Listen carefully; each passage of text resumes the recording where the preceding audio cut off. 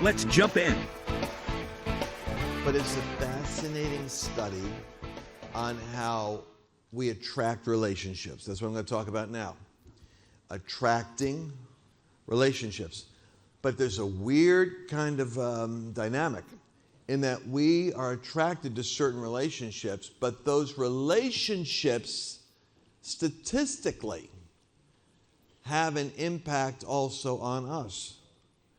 And what this guy does is, he's a researcher, and he has all these dots on a map, and he shows relational clusters and where the dots connect with each other, and surprisingly, what they all have in common. I mean, one of the points he made, which is the reason why I want you to see this, is that if you have two friends of yours that have obesity, that there's like a 40% greater likelihood that you are obese or will be also. Two close friends that are way overweight, and the likelihood is that you also are or are becoming. And it's just a weird factor like that. I mean, I don't know. Are fat cells transferable, or what's going on in the spirit realm? I don't know. But you'll watch it, and you look at that.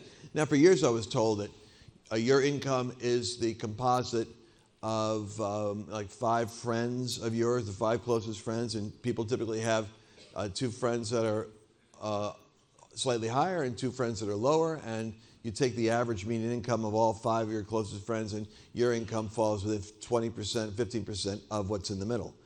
I don't know if that's been verified by other sources, but it makes you think how there is, because I'm watching this polarity happen in culture, and it's quite a phenomenon. And it's a heartbreaking and irritating phenomenon when you see that millennials feel like they're being raised with political scandal. No, they're not being raised with political scandal. They're being raised with lying fake news.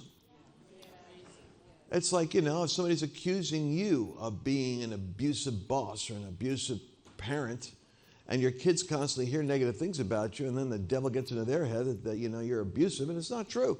But then you have to live, then they grow up with abusive parent. No, you grew up with an accusing demon. That's what it was. So, but nevertheless, what you choose to believe becomes the reality you got to live with, right? So that's going to shape people. So we're in a very interesting period of time when the power of networks actually are, in a spiritual way, drawing people together into alignments. And if they're drawn in those alignments, it's possible that you could be in an alignment with one group. Now, you saw like last night when Don was talking about the factors that are shaping in popular culture the millennials and the next generation, the alpha generation. And did you see how increasingly technology, it was only one item wasn't technology, and that was gender. Transgender issues. But you're looking at this stuff and you go, man, where is this going? Well, I'll tell you one place it's going. Because of technology, you can actually, even in a free information society, you can opt out of hearing from the things you need to hear and only be immersed in the information you choose to listen to. And that means that people are navigating in alternate universes because there's no objective truth talking to both people at one time. It's, I've got my news source, you've got your news source. I've got my commentator, you got your commentator. I've got my person, you got your person. I got my guru, you got your guru. And that's creating an even greater polarization. And here we are as ambassadors of Christ having the challenge of knowing the truth, not being indifferent to what's happening in the destruction of culture, caring about it deeply. Not having, like I've had some friends, they just think they're being spiritual. Well, I don't even listen to that junk. I just stay away from it. I don't even listen to the news anymore. I think, well, aren't you heroic? You don't even know what the kitchen is poisoning other people with. You're just cooking your own meals. If you really cared about what's going on in your restaurant, you might want to try to influence the way in which the kitchen is run. You might even start warning people, put warning labels on what people eat. The point is this, you can't to maintain your own personal peace and prosperity, opt out of the battle of your generation. You should actually be strong enough to be able to see the error, feel the frustration over what's happening, keep your peace and move into the margin where influence can happen, and persuade people powerfully out of alignment with those lies or those spirits. Does that make sense? That's why I showed you yesterday the book of Acts is a far more contentious movement than people think. Everywhere Paul went, there was this uproar, there was this resistance, and what did I tell you? Envy. That the more favor is on the body of Christ, the more influence the body has. The more influence you have, the more it provokes jealousy and envy in people that see what you've got and resent the fact that you have it and they don't. And so therefore it's inevitable. The more favor and success the church has, the more opposition it's going to have, and the persecution isn't going to be driven because they don't believe in God. It's going to be driven by the leaders of the opposition who are jealous of the influence that you have. You got to get that clear in your head. Otherwise you get needlessly examining yourself. It was for envy Pilate perceived that the Jews delivered up Jesus to him. And I showed you the book of Acts. It was for envy. When the Jews saw that the city was listening to them, they showed up and they contradicted and blasphemed what the apostles were saying. It's envy. And okay, that's the flip side of favor. Remember, if you get more favor, you get more power in order to persuade, influence, and align the environment around you. And you attract more opposition. And so to the degree that you increase in favor, you increase in what's called the backlash. And you have to have a kind of a buoyancy in the backlash. And this is really important because we'll cover this in layers of detail, and I'll give you data points on the PowerPoint. But the studies that I'm looking at now say that people, there's this interesting study done where people were in a room where they had ever-increasing loud noises, buzzers that went off, distraction, and they had to answer questions that were like on a computer. And as they made mistakes and the time clock went, there was greater and greater stress. And so, and the noise got louder with the buzzer. And people were in the room. It's kind of a simulated game. And they measured the degree of residual stress. And they could do that by looking at your cortisol levels and stress hormones and such. And they looked at the level of residual stress after the games were played or after the simulation was over. And then they changed the game. Instead of having an inanimate object, a computer or a mechanism, it was a person. And the person, when you made a mistake, was basically an adjutant or insulting. Or, come on, that's stupid. Do it again. Do it again. Damn, can't you get this? Do it again. Try it. And what happened was the residual toxic effect in terms of chemical and neurological measurements was twice as severe when it was a person doing it as opposed to when it was an inanimate object. In other words, it wasn't the noise or the disruption or the stress of the mechanics or the experience. When you feel that it is somebody who is being insolent and angry and toxic towards you, it increases your vulnerability to feeling it and to storing it and to having it affect your own health and emotional state. What happens if a natural disaster takes place? We have these weird tornadoes that hit in the Midwest and in Texas, but look at the hurricanes in Florida. People can literally have their houses flooded, or they're in a situation where they have no food or access to groceries. Everyone needs at least a 4-week emergency food kit. And fortunately, My Patriot Supply has created a 4-week emergency kit. And these products will last for 25 years. The interesting thing is they give you a 2,000 calorie per day meal. And that's the key. Delicious and 2,000 calories a day, because that's what you're going to need to sustain yourself for 4 weeks in a crisis. We had a winter freeze here in Texas, of all places. And we had a couple of days where we had no electricity. I'm telling you something, this makes a huge difference. Mushroom rice pilaf, fluffy rice and mushrooms, seasoned with red wine and herb. And then how about starting the day off? Maple Grove oatmeal, old-fashioned oats, maple flavoring with a pinch of brown sugar. This is what you want to do. 4-week emergency food kit, and that's just for you. Think about your children. Guaranteed, somebody around you is going to need help. You're going to want to at least have the 4-week emergency kit. Go to lancewallnau.com/Patriot. Use that link, and you're going to get a special discount on their special 4-week emergency kit promotion.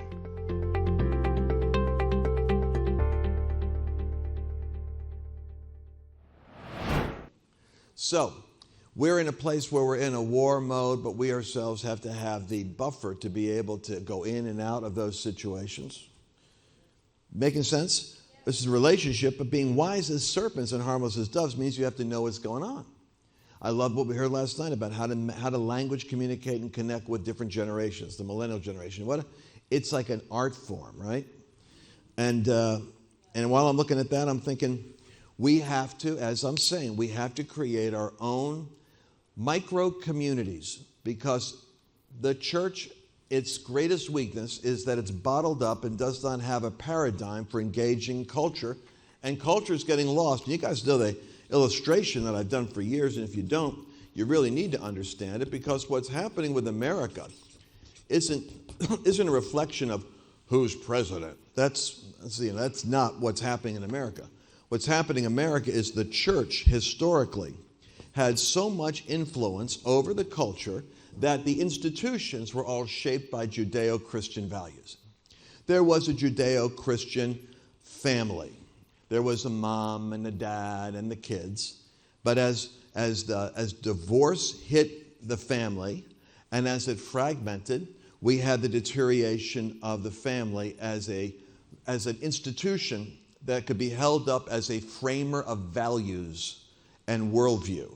It declined in credibility and strength. But there was education. And we would at one point pledge allegiance to the flag of the United States of America and maybe have a moment of prayer. And there was this sense of what's right and what's wrong. Now it's completely, it's been transmogrified. And what you've got is at lower and lower ages, kids are being taught about the gay married mom and dad, and and transgender, people are coming in and discussing how they're different. And this is the curriculum being exposed to. What's happening is the entire education infrastructure no longer has a Judeo-Christian foundation. You guys know this, but I want to show you the visual of it. So what do Christians do? Well, they create their little Christian schools and homeschools. And then they cluster together and hang out with other believers and watch over their kids. And they locate themselves in some kind of church, family, network, or ministry enthusiasm they've got. Meanwhile, you've got, we'll go to media. What happened in media? Media used to be, it always was, left-leaning. But in the days of Walter Cronkite or David Brinkley, they made an effort to try to sound middle left-leaning. They weren't actually getting their talking points from the Democratic Party. Now, the media, and you see these montages every now and then. We're in a constitutional crisis. Constitutional crisis. Meanwhile, there's a constitutional crisis. Because Media Matters, formed by David Brock, puts out talking points to all the news directors who are working in collusion with the Democratic Party so that they can create a sustained narrative in order to shape the direction of the nation. Now, it's one thing if you go to a movie. If you go to, not media, but I separate media from arts, because if you go to a movie and you're watching Hunger Games or Lord of the Rings, or if you're on HBO watching Game of Thrones, at least you know this is a suspension of reality and there really aren't dragons flying and orcs going to attack you. So in arts, you know it's fiction and you get a worldview of the authors, but you're one step removed because it's not presenting itself as a documentary of what happened. The news, on the other hand, is more dangerous because it presents itself as though this is reality, and you don't have that step removal, so you drink it in like you're watching history. Therefore, news has to be neutral because its main mission is to describe what's happening, not to give you a worldview that spins everything that happens to create a predetermined ideological outcome. Make sense? So, media has lost its Judeo-Christian moorings, and now it's become the advocacy for politics, which is over here, which basically will destroy America in the acquisition of personal power. That's exactly what you have with immigration right now. And this is witchcraft at a high level, because you could see the video clips of Bill Clinton and Barack Obama. I could take you back 8 years, 7 years, 10 years. And the very things that they're saying, we cannot afford, nor will we have unrestricted, unprotected migration of anyone who wants to get in the country for whatever reason they want, with whatever agenda they want. They cannot simply come pouring in and have the rights of a citizen and take the place of a citizen and affect the nation. We're going to have to, and everyone's applauding, Democrats and Republicans. Obama says it, Clinton said it, neither of them did it. Trump quotes the same quote, and he's a racist hater of Mexicans. And the news bangs that out there. And the millennials, unfortunately, the next 75 million people to vote, are all hating him because it's a poisoning of the next generation, because academia and the schools, social media, entertainment, and corporate media. My son Lance is, he's a beautiful young man of God. And I talked to him, and, parents have this awkward situation where you have to, you can't, at a certain point, you're a chain of counsel, not command. You can't tell your kids what to do. But what he said to me was kind of an alert. He said, Dad, in order to be balanced, I have to listen to several sources. And it makes sense. But if the sources are going to be the Daily Beast and MSNBC and CNN, and in other words, if you have 5 different sources, but the enemy has 95% of the market dominated by 4 corporate offices that are controlling 95% of the media, and the talking points are generated to 1,500 thought leaders every day, here's the language we're using. And so they're using it from talk shows to TV shows to The View to the news. And the average person who thinks they're just getting a sample of different viewpoints is getting the same viewpoint distributed through 10 or 15 different news outlets. That's not diversity. So I'm thinking, man, I'm just sharing this with you because I'm saying we're ambassadors for Christ. We got a relationship focus this weekend, but we got several hats we have to wear. And one of them is understand what's going on in the world around you. We've had the collapse of the family. We've had the collapse of education. We've had the collapse of, politics has always been like this. It's just that now it's entering a lunacy moment when it used to be a hidden agenda. Now it's becoming the unmasked agenda. It's like somebody was saying, what do you think about deep state? I said, it's not deep state. It's obvious state. It stopped being deep state about 6 months ago. Now it's on the surface state. You see who the players are. It's no longer hidden. Media has gone in a certain direction. How many of you know Hollywood? The award ceremonies are basically a visceral attack moment for all things related to Donald Trump. And I keep saying, if these mind molders are doing this, and then we have business. And I was shocked by business because I thought that business was probably the last institution that was going to collapse. Because 70% of the economics that drives the American engine is small business, and small business is basically, family owned, or it's owned by, citizens. What I didn't realize is that Wall Street, big business, and the great influencers who donate and have influence with the politicians, that they are actually not pro-America. They are globalist. And therefore, the more global, and of course they talk about free trade now, what they really mean is they don't care if American jobs get gutted. They don't care if infrastructure goes down. They don't care if industry in the heartland is destroyed. And they don't care if there's a trade imbalance with all these nations, because if they're making money and they're on the stock exchange and they're getting a return investment for their investors, as long as they're doing well, it doesn't matter how many Americans suffer. I understand the game, but what you got to see is the big money here is not make America great again. It's make a profit. And so you've got the business arena, the arts, you've got the media, you've got politics, and of course this goes down to the judges, which is a scary thing, because as these all collapse, all power goes to government and courts. Because somebody's going to have to declare a winner and a loser in the conflicts of life, and we no longer have consensus as a culture. We no longer have agreement that this is right and this is wrong. So someone's going to have to decide. Here's the scary thing. If the people that decide are appointed by politicians, and the politicians are interested in defeating their opposition, then the judges are actually not neutral judges. They're judges with an agenda called activist judges. So I want you to be optimistic about the future. And you know why? I want you to be optimistic about the future. It's kind of like when the Lord does something, if you know the magnitude of what he's done, he gets even more glory. It's kind of like, well, you know, it was never that bad in the first place. No, it's bad. Hey, let's take a moment right here and talk about something.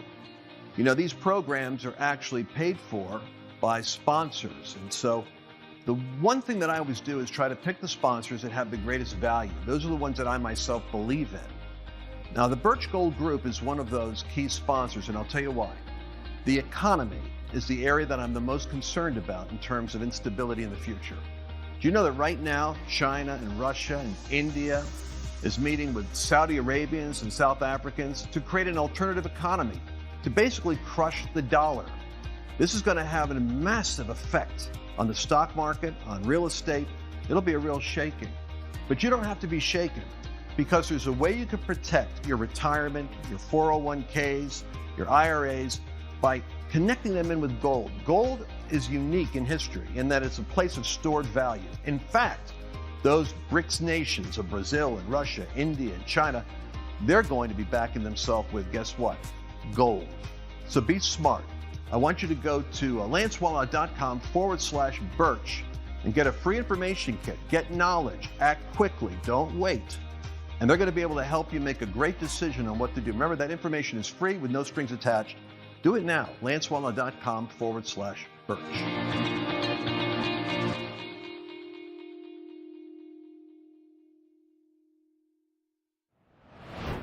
Did you enjoy this latest episode?